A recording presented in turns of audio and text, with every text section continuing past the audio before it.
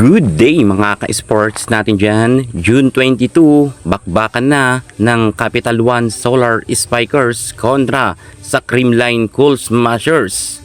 Bella Belen, kakalisgisan na ba ang Creamline Cool Smashers? Kilala naman natin noon pa man nagsimula ang PVL sa pagpasok ng Capital One ay never pa silang nanalo sa Creamline. Ngayon kaya ay makalusot na sila dahil meron na nga silang Micaela Belen at may mga bago pa silang middle blocker na malalakas. Well, patutunayan natin kung sino ba talaga ang mas angat sa dalawang team na ito dahil ang PVL On Tour 2025 magsisimula na sa June 22 at ang unang magsasalpukan ang team nga ni Alyssa Valdez kontra naman sa team ni Bella Belen. Sino ang mas malakas na outside spiker? Pag-uusapan natin, mga younger player ba or ang mga veteran ang mas angat? Alamin ang buong detalye, pero bago ang lahat, subscribe ka muna. Click ang ating notification bell para lagi kang updated sa lahat ng issues sa volleyball. Susunod na!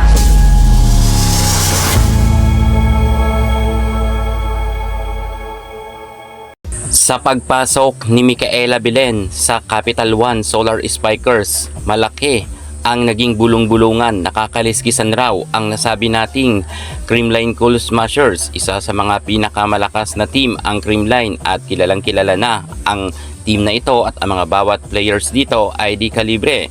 Pero hindi rin natin maikakaila na kahit papaano ay medyo patanda na rin ang mga players ng Creamline, kung kaya nasulot nga sila ng Petrogas Angels at ang Petrogas na ngayon ang defending champion. Pero ang Capital One, mga bata pa ang mga players nito.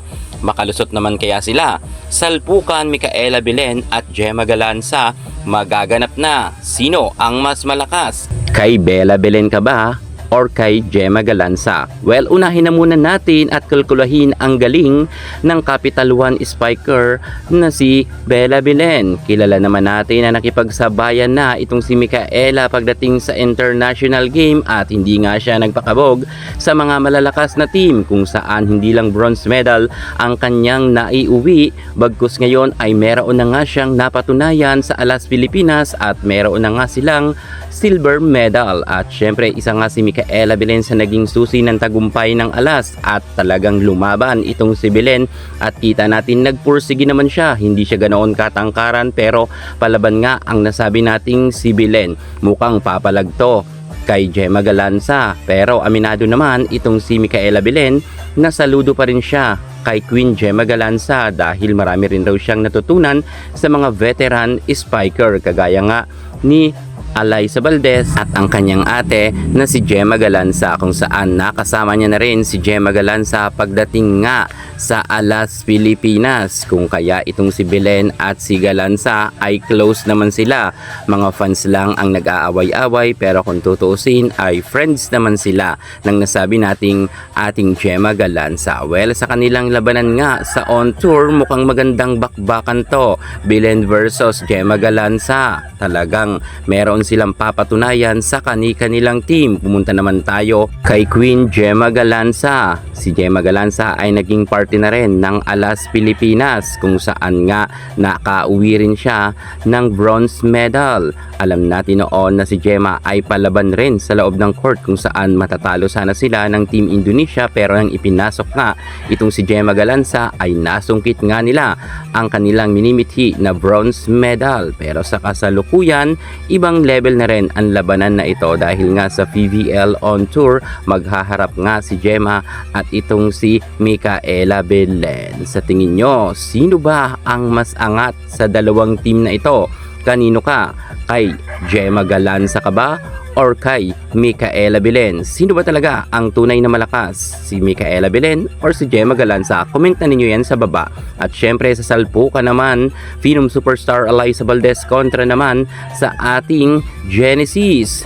Kilala naman natin itong si Genesis na sa isang interview sinabi niya na idol niya si Alyssa Valdez at talagang pag nakikita niya si Alyssa ay nai-starstruck daw siya dito. Ayon pa nga kay Trisha Genesis, naging inspirasyon niya raw si Alyssa Valdez kung kaya pinagpursige niya ang kanyang karera sa volleyball. Well, talaga namang karapat dapat si Valdez ang kanyang maging idol dahil super galing raw nito at super humble.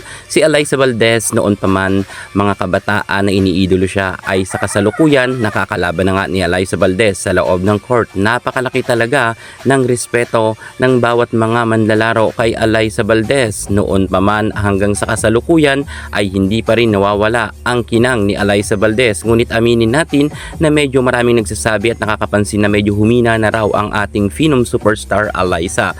Pero ang kanyang kasikatan at respeto ay hindi talaga mawawala kay Alyssa Valdez. Marami talagang mga bagong players ngayon na gustong makasama si Alyssa, or ang iba naman gusto nilang maka-showdown si Alyssa sa loob ng court, at mangyayari na nga ito sa salpukan nga nila ni Trisha Genesis. Kaya't good luck na lang sa ating mga magagaling na manlalaro. Unang tapatan nga sa PVL on tour ang mga Spikers ng nasabi nating team na ito. Sino ba talaga para sa inyo ang mas aangat? Ang team ba ni Alyssa Valdez, Trisha Genesis, or dito kayo kay Belen or kay Gemma Galanza? Kaya't sa kanilang laban, suportahan na lang natin kung sino-sino man ang inyong paboritong team.